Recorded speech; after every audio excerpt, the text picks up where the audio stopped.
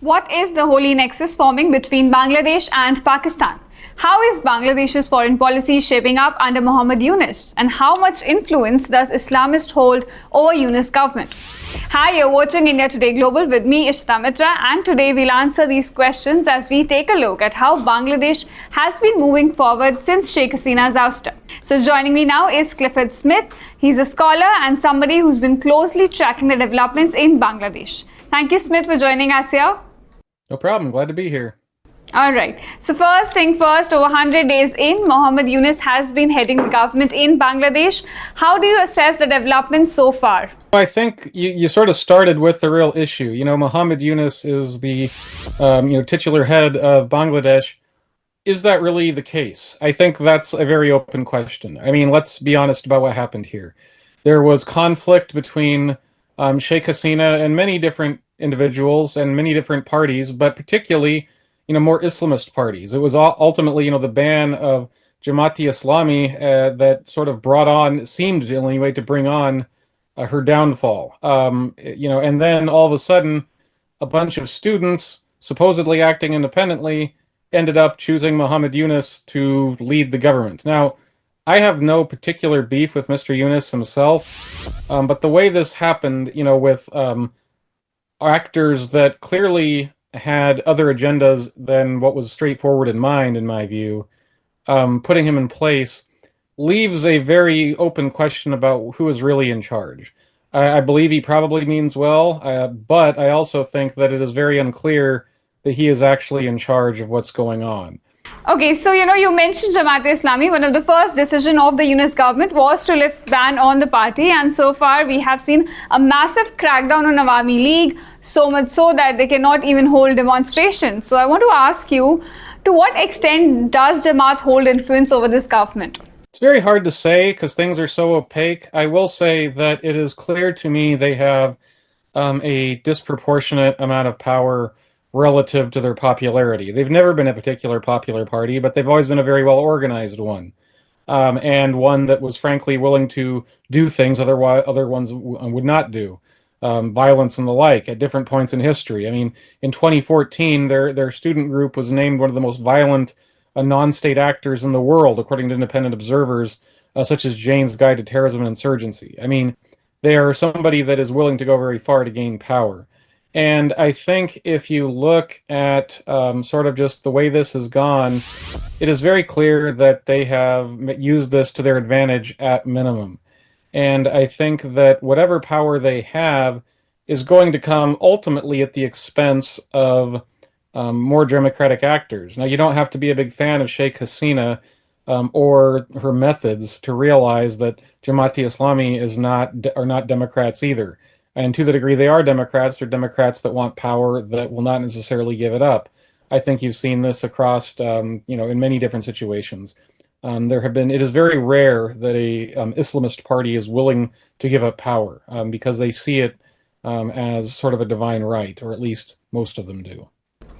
Something else we've also seen a concerning trend are the growing attacks on minorities, including Hindus. And despite Yunus saying that he wants equal rights for everyone and he wants to give protection to all the communities, he's not been really able to walk the talk.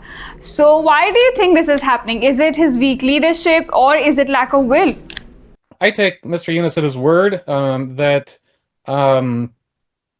he is horrified by attacks on minorities. I see no evidence from what I know of him that he is personally in favor of such things or has any sympathy for the people that are doing such things.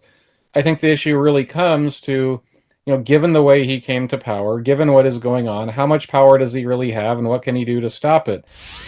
That's an open question. I will say that it's increasingly clear to me, and I frankly have a personal stake in this to some degree, that the media in Bangladesh is not acting entirely independently. There was a paper which admittedly was friendly to the Awami League that had asked me for a comment on a bill that went through Congress in the United States many years ago, back in 2019, that condemned some of Jamaat-e-Islami's actions in Bangladesh and in Kashmir. And they asked me if I favored the bill, which I did, and I told them so in an email. there was a friendly paper to the current government which recently somehow fished out a 5-year-old email I had sent to a reporter from that outlet saying that, oh look, this sinister U.S. person was interfering in Bangladeshi politics. That was nonsense. I had literally sent one email saying I favored a bill that was in Congress. What they've really said, though, is that you have people that are now functionally, they've sort of cracked opposition newspapers, is what that tells me. That these newspapers are now they're being overseen by somebody. All right. And something else we've also seen is that an attempt to rewrite the history. We have seen that any symbol associated with the 1971 War of Liberation is being erased, whether it's Sheikh Mujibur Rahman's statues or any other symbol. So how do you assess that? Well, this comes down to something that is very fundamental to Indian partition, at the end of the British Raj. I mean, it was partitioned into India and Pakistan because, the Jinnah believed and his supporters believed that Muslims of South Asia were a separate nation and needed to do their own country. But it got really complicated because, as you probably know, I don't believe personally anyway, that Jinnah himself was an Islamist. He didn't believe in running the government by his version of Sharia law. He believed in a civil system, and Pakistan was slowly going away from that. And going into a more Islamist direction. They've been doing it, I would argue, slowly, pretty much since Jinnah died, with many ups and downs. But the point is, when Bangladesh was granted its independence, it was explicitly secular. It was explicitly democratic. Things of this nature. It was very much of a different mindset in the direction Pakistan was going. They saw themselves as, Bengali nationalist more than a Muslim nation. But that can go away, and a more Islamist concept certainly can take a hold of Bangladesh, and it certainly seems that there are voices that are moving very rapidly in that direction, that they have some power. I do tend to think that there is a residual amount of secularism and people that want democracy and want respect for all religions, Islam and Hinduism and Christianity and Buddhism and whatever else. I still think there's enough of people in Bangladesh like that where I don't think this is going to happen overnight.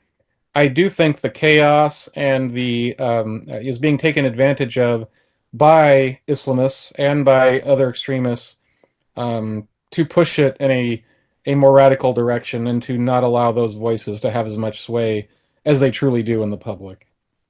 Now you mentioned Pakistan, and I think we need to talk about this as well. Dhaka's equation with Islamabad has been changing, whether it's removing any physical inspection on imports from Pakistan or importing arms from Islamabad or even establishing a direct maritime connection. So how would you read this Bangladesh's growing ties with Pakistan? And I think the people that are, certainly some of the people in charge now are much more sympathetic to the old guard. I mean, there are, Bangladeshis alive today, very prominent ones even. They're older, but that didn't favor, Bengali independence. They favored staying one nation with Pakistan, and them and people that think like them are probably, in the chaos and in the uncertainty, trying to assert as much power as they can. I mean, Bangladesh has had a complicated relationship with Pakistan since. It gets friendlier and less friendly depending on different circumstances and over the time. But it's a real issue, and I think this is a time we will see how much residual support there is for that, and how much support different forces can give to make that more of a reality. I don't know how far it'll go. I do think that should Bangladesh become more like Pakistan has become over the decades, that's bad for India, that's bad for the U.S., that's bad for the wider region. I think it will become, more prone to have radicals in its midst. I think it will become more friendly to China's way of doing things and less to India or India's allies. And I think that's a big problem for my country as well, because I think a close U.S.-India relationship is important for my country. All right, coming to India now. So Yunus has recently said that Bangladesh is going to send extradition requests to New Delhi, where Sheikh Hasina has been staying now.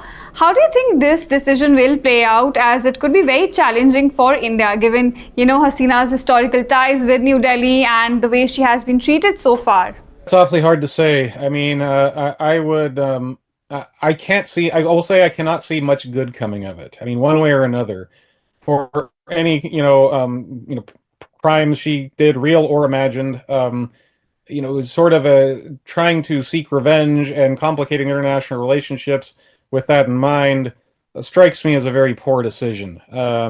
And I think that will, again, as you point out, complicate things greatly.